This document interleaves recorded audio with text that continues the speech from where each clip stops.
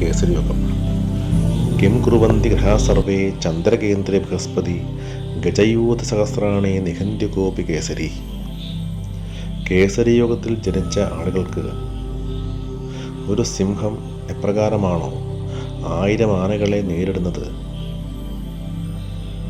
അപ്രകാരമുള്ള എല്ലാ തടസ്സങ്ങളെയും അതിജീവിക്കാനുള്ള ഒരു ശക്തി ഇവർക്ക് നൽകുന്നതാണ്. എന്നാൽ അതിനൊപ്പം തന്നെ ആവശ്യ സമയത്ത് ധനവും ബുദ്ധിയും സ്വന്തം കുലത്തിൽ ആധിപത്യവും 83 വയസ്സ് 3 മാസം വരെയുള്ള ആയുസ്സും ഈ യോഗം സിദ്ധിക്കുന്നു.